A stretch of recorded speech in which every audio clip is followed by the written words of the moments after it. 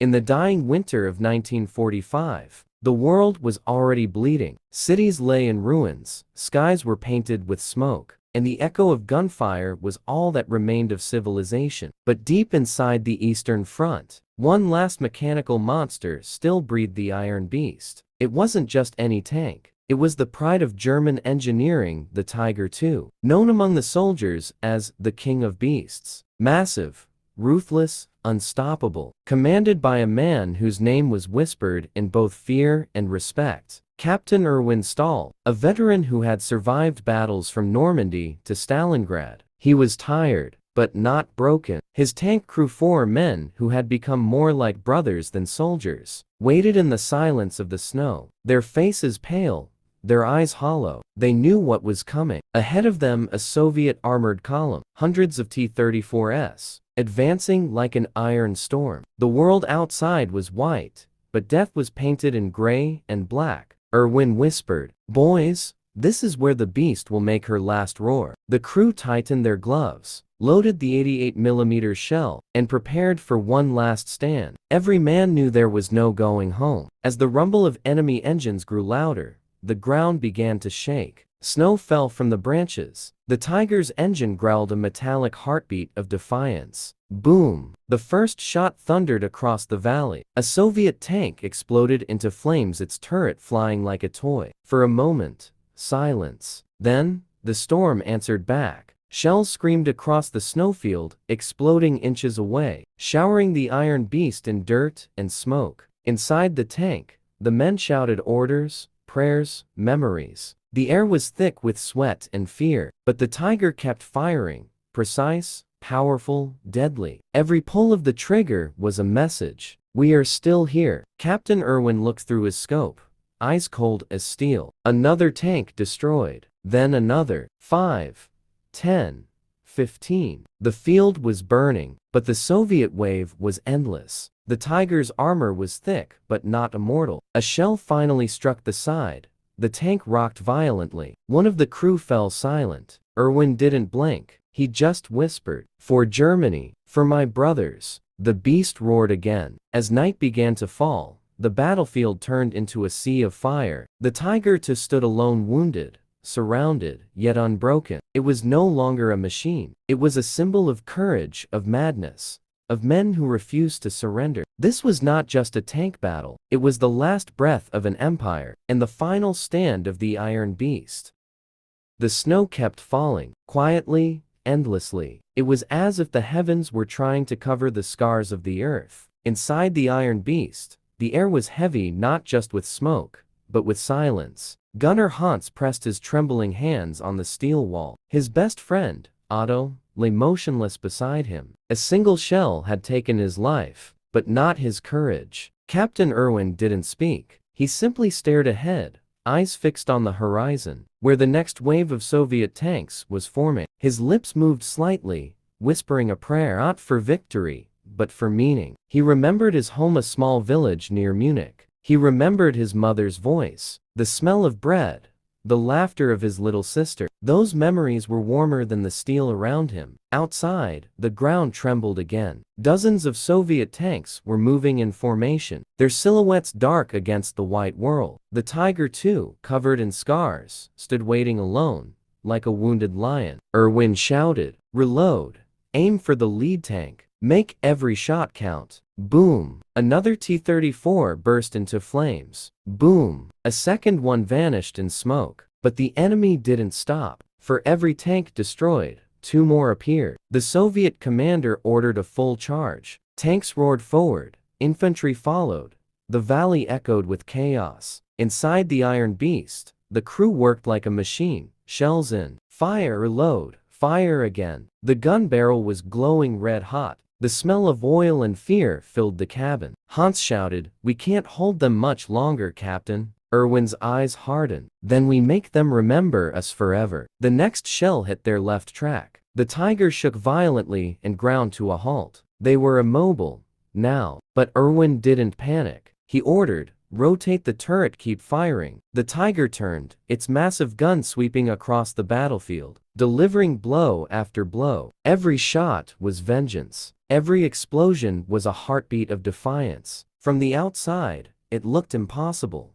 One tank holding off an army, but inside that steel coffin, courage still burned. After hours of battle, the ammunition was nearly gone. The engine coughed. Smoke filled the cabin. The Iron Beast was dying. Erwin looked at his remaining men, Hans and Karl. Both were exhausted, faces black with soot. He said quietly, "If we must fall, let it be as soldiers." They nodded. No more words, no more fear. The final shells were loaded, the last shots fired, and in that frozen valley of death, the Tiger II, the Iron Beast, kept roaring till the very end. As the sun sank behind the smoke, the battlefield fell silent again. Only one thing stood, a burning shadow of steel, surrounded by wreckage. The Iron Beast had fallen, but its roar still echoed through history. Night had swallowed the battlefield. The stars were hidden behind a thick curtain of smoke. The Iron Beast, once roaring with fire and fury, now stood silent, like a ghost of war. Captain Erwin sat inside,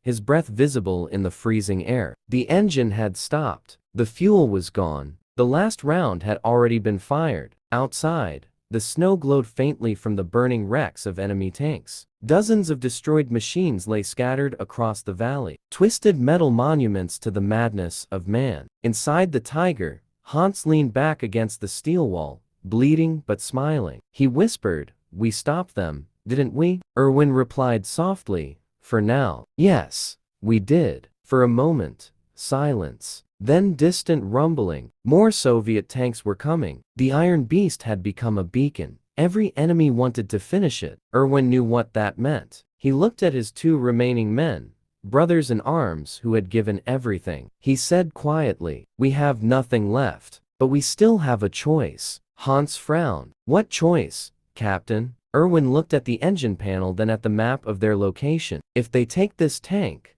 they'll study it, copy it, use it against others. I won't let that happen." Karl understood instantly. His eyes widened. "You mean, destroy the beast?" Erwin nodded slowly. "With honor." Hans began to cry.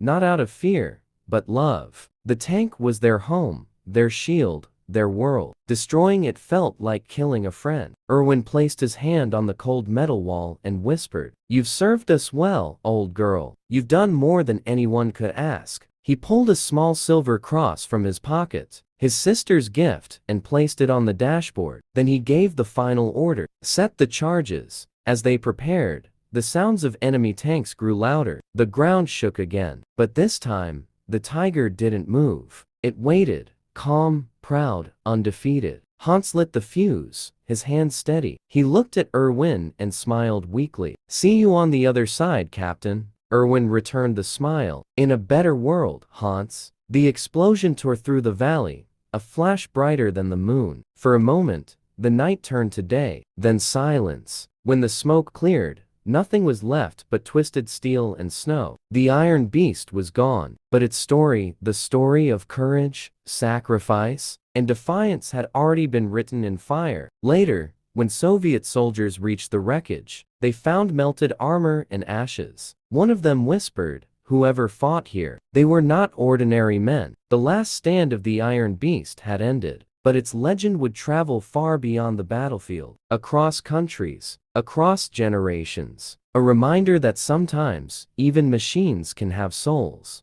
The dawn after the explosion was eerily quiet. The valley that had once thundered with cannon, fire, now lay under a blanket of smoke and snow. The wind carried only whispers, the echoes of men who had fought and fallen. Among the ruins, Soviet soldiers walked cautiously. Their boots crunched through broken glass and twisted metal. Everywhere they looked, burned-out tanks, shattered helmets, frozen bodies. But in the middle of that frozen hell, something caught their eyes. A massive, half-destroyed machine, the Tiger II, stood like a monument. Its armor was torn apart, its gun melted, yet it still looked powerful. The soldiers stopped, staring in silence. They had never seen a machine like this. One of them muttered, "Is this the monster that destroyed half our column?" Another nodded slowly. "It must be. Look at the destruction around it." A commander approached, his face hard but respectful. He removed his hat and whispered, "They fought to the end. Brave men. Enemies,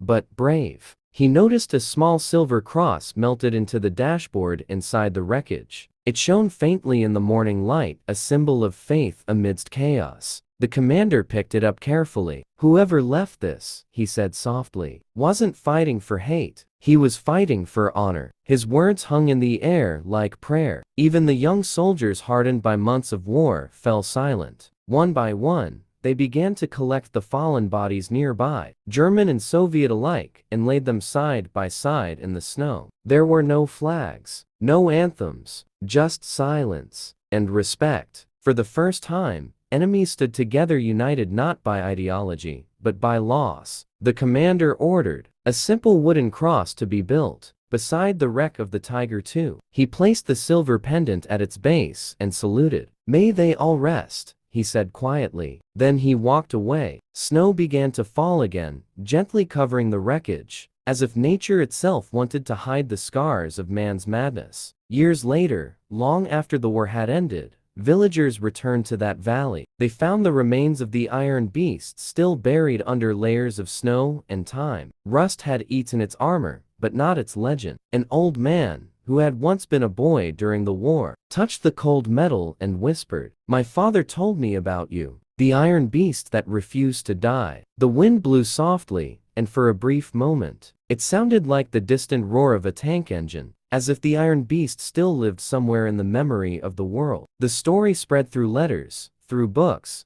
through generations. A story not just about war, but about courage, loyalty, and the strength to stand even when all hope is gone. And so, the legend of the Iron Beast lived on, not as a tale of destruction, but as a reminder of the human spirit that refuses to surrender. Decades passed. The world moved on. New wars began. Old ones faded into the pages of history. But somewhere in the quiet countryside of Eastern Europe, the legend of the Iron Beast refused to die. In a small museum near the battlefield, a rusted piece of steel set behind glass, a fragment from the Tiger Eye's armor. Beneath it, a plaque read, "The Iron Beast, the tank that stood against an army." Visitors from around the world came to see it. Children pressed their faces against the glass, their eyes wide with wonder. Old veterans stood silently, their hearts heavy with memories only they could understand. Among the visitors was a young historian named Lucas. He had spent years researching lost stories of World War II, and the tale of Captain Erwin Stahl fascinated him the most. He had read fragments of reports, letters written by Soviet soldiers, and the commander's diary that mentioned a single line: "One tank fought like 10. Its commander, a man of steel and honor." Lucas decided to visit the valley himself. When he arrived,